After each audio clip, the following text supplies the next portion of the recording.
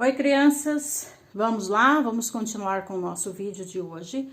Vamos falar um pouquinho da cana-de-açúcar, o cultivo, da cana-de-açúcar, Ela foi uma atividade fundamental no processo da colonização do nosso país, Então, a cana-de-açúcar, o cultivo da cana-de-açúcar, ele foi muito fundamental aqui no processo, na colonização do nosso país. Porém, os engenhos, eles envolviam o trabalho de inúmeras pessoas, pois a maioria eles eram africanos, aqueles que vieram os escravos, eles trouxeram escravizados nos navios negreiros e também alguns índios também foram utilizados, E nós podemos dizer que o açúcar ele foi o principal produto da colonização, principalmente após 1570.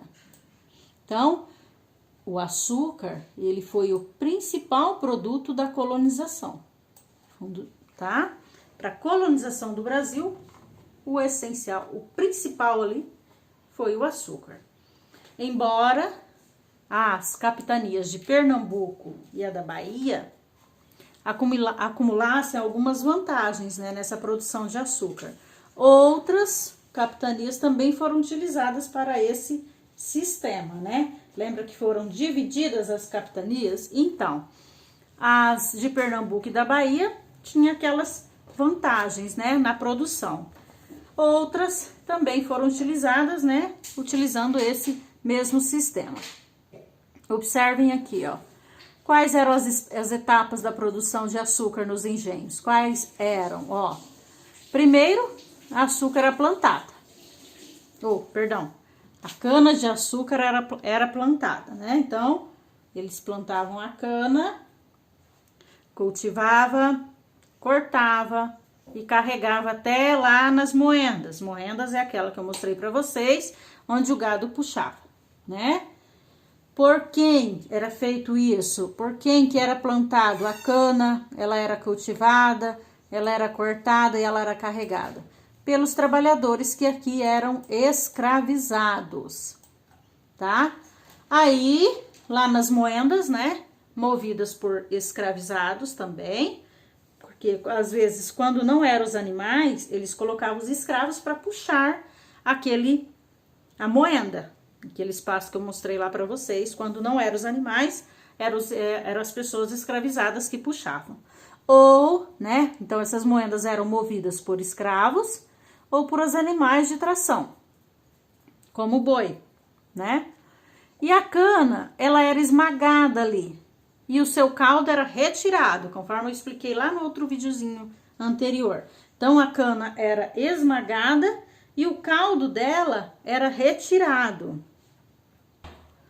Porém, esse caldo que era retirado ali, eles eram colocados em caldeiras ferventes para engrossar. Então, eles eram colocados em caldeiras assim, ferventes, para engrossar aquele caldo. Esse caldo, depois de grosso, ele era transferido para a casa de pulgar e colocado em recipientes de barro, com um furo na parte de baixo. Então, eram colocados em recipiente de barro, e esse recipiente de barro, ele tinha um furo, na parte de baixo.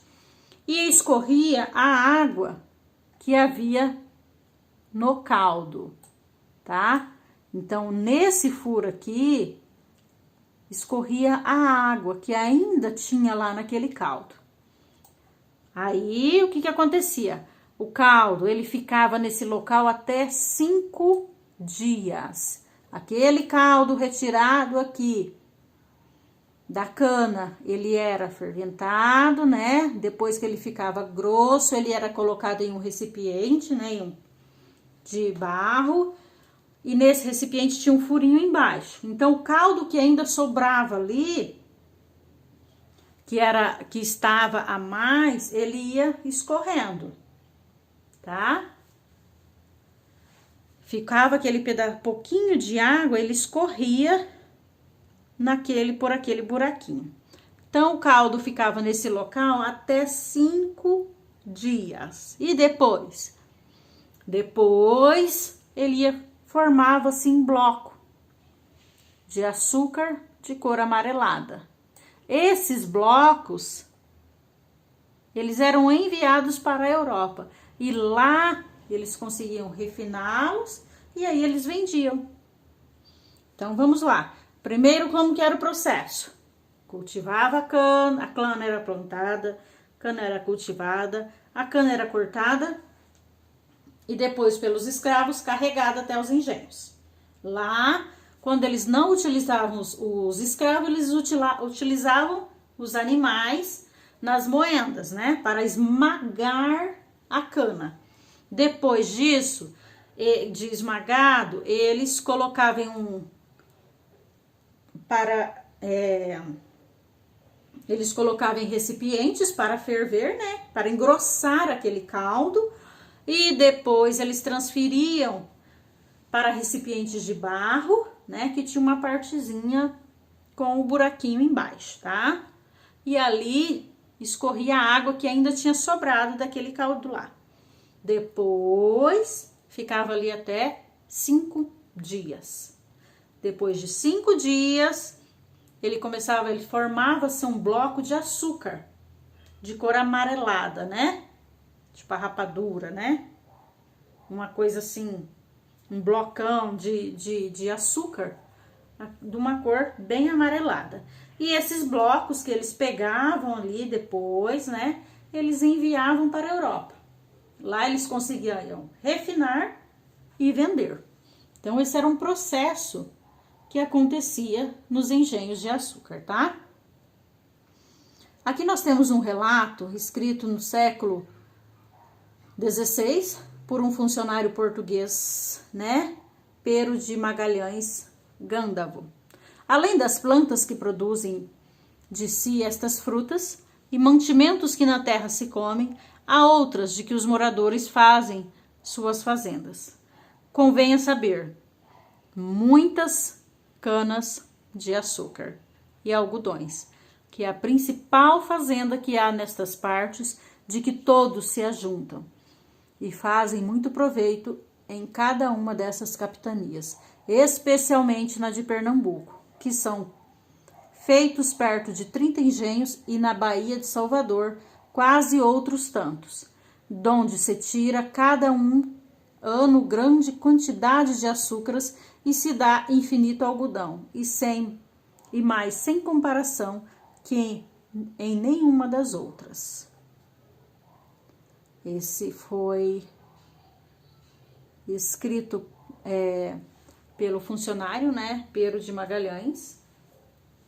E aí, que tipo de linguagem esse homem, né, esse rapaz está utilizando nesse texto, né?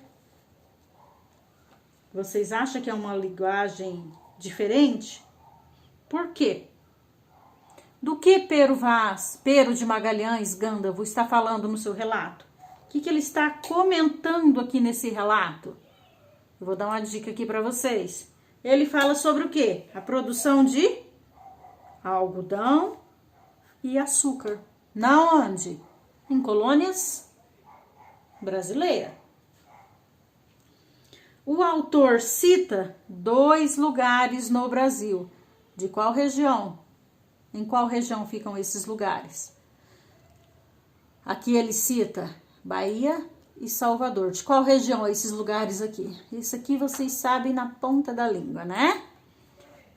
Qual a região, a relação que essa região possuía com a produção de cana? Qual que é a relação que tinha, né? Seria a região central da produção de açúcar no Brasil? E por quê? Então, vocês irão me responder também isso aqui, tá bom? Qualquer dúvida, se não entenderam, vocês me chamem, tá? Um beijo!